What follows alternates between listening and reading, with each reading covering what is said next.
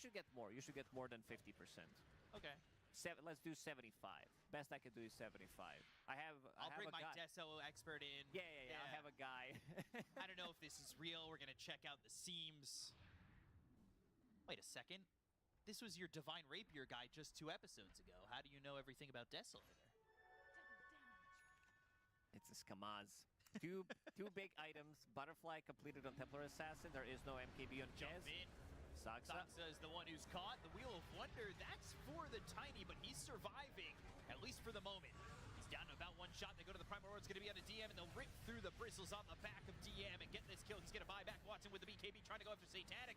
The jump is in. The commitment is there for the refresh. Caught it with the arena. They've got themselves a Hex. They'll get the arena down, and he will fall. Watson dead for 2 minutes, and they'll go towards the rest. Spear putting Maladich out of position. They get the kill to the Chen, though. Take out 2. He's got buyback. Dreamcoil committed there by Tier Jr. But where is your follow-up? Where is anything to do the damage onto the side of PARIVISION? They just don't have it for Yandex.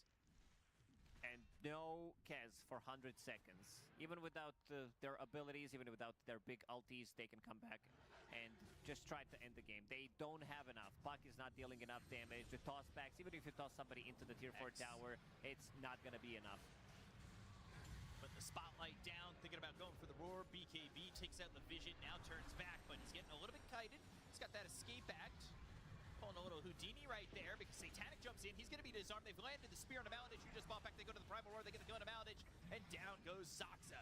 So it's 2v5, make it 3v5 with the buybacks, but the Hex hits on a Tier Jr. They get the kill there. They'll take the puck, and they'll look for DM. And one by one, bristle by bristle, they'll pull him out of his back because he's got nothing left in the tank. DM drops, and GG is called. Game 1 goes to PARIVISION. PARIVISION managed to make a very nice comeback.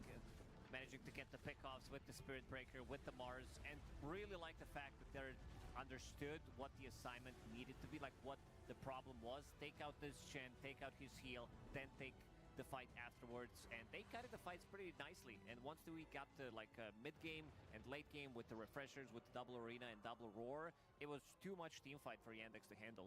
Yeah, they just couldn't handle all that damage coming in from PARIVISION, and well, we've got the panel, so let's send it their way. Thank you very much. Yeah, it's PARIVISION taking this game in the end, but this game was one of the closest for the longest time. It was just even. It was barely any goal difference in this game here with Gunnar and Jenkins breaking this down as to how PARIVISION won in the end, Gunnar. Yeah, they almost like 30, 35 minutes. It was less than 1,000 gold advantage. The first highlight started. Yeah, and I think Yandex definitely had a bit of an early game lead, but I don't think they really got anything from it. And then Pari just like clawed back to like 4K gold lead. And then it was just the team fights. I think the Mars arenas, the catch, the TA damage, like everything from Pari was hitting. And then at some point, I felt like that advantage Yandex had never like started happening again.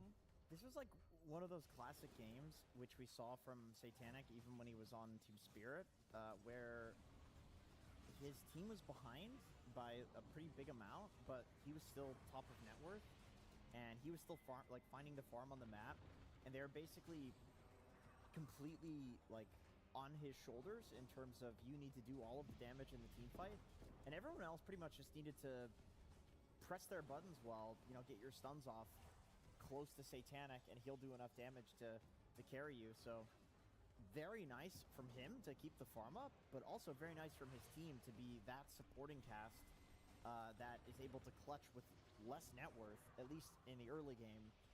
Once the game went later and later, it looked more and more impossible for Yandex. You know, it's like these double BKB piercing stuns against Kez. That looked really rough. Yeah, and then only have one saving support in the Chen, and also obviously with a lot of net worth on him as well. He just gets bursted at the start, and then there's nothing. Yeah, L Cost was definitely right about that. That in this case it was the W cost. He was a very important hero to burst first and foremost. A lot of people undervalue Divine Favor and what Chen can do in a fight just by being that support hero, but not PARIVISION. They definitely did understand the assignment this game. The other thing I thought was cool was the Beastmaster. It was like pretty much first pick. I think it was first picked overall. And at some point in the game, like 5 or 6 minutes in, he was 3-0, which I don't think should really happen. When that, like, if a hero's first pick, you kind of want to shut it down.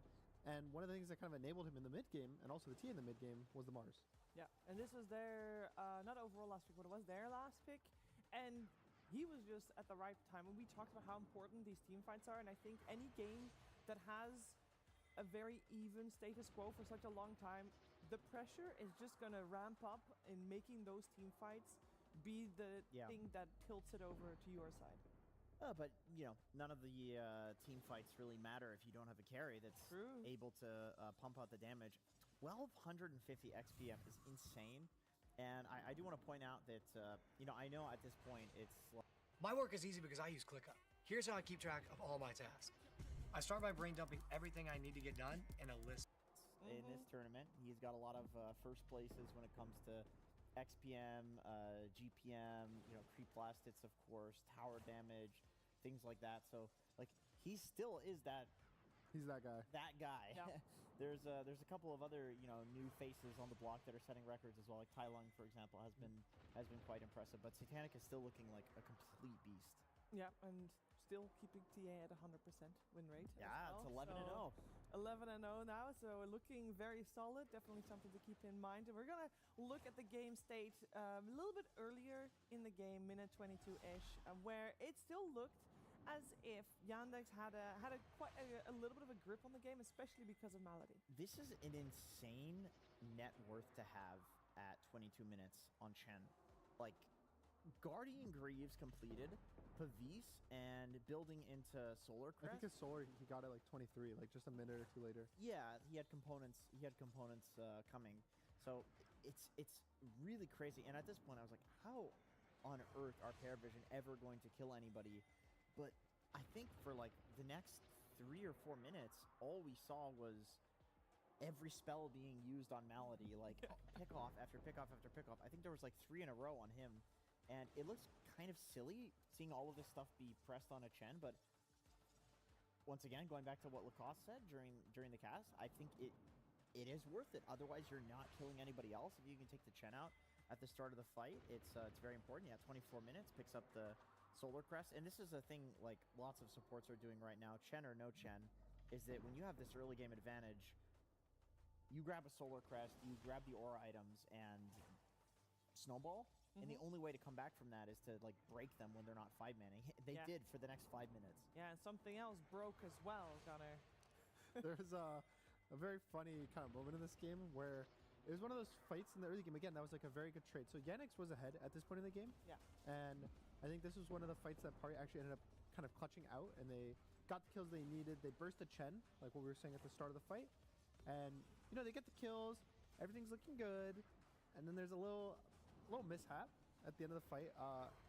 No one gets coiled, and instead of standing still, he takes his hand off the keyboard. He keeps moving, and I think he like it's perfect. And then he's like, "Oh, snap!" And I just think his reaction is the funniest. He said Bliat. He said Bliat. Oi, Bliat. Oh, that's funny. I always just think the player cameras are so. Some players have such good reactions to stuff. Yeah. And everybody can relate. Yeah, it happens all the time in pubs. I think no one has some like trauma when it comes to Beastmaster as well, because that was the hero that he played in the when they played at TI. They lost the series, of course, and everyone thought like that this was going to be one of the teams in the grand finals, and I think those games were like really miserable for him on Beast. So anytime he plays this hero, I just think back to that and like his interviews about that and how he felt about it. I'm like, he's still forced to play Beastmaster. It's still broken. He's sick of it. Good. They got it overall first pick this time around. Let's see if they get their hands on the Beastmaster and what is going to happen in game number 2 after a break.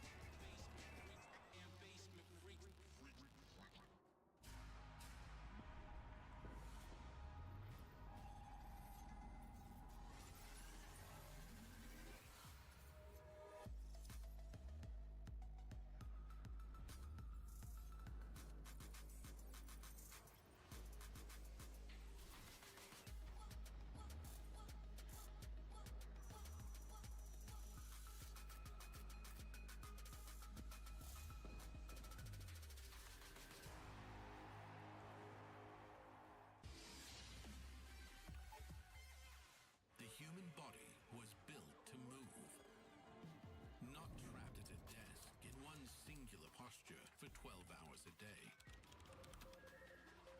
It's time your chair evolved. This is Secret Lab Titan Evo.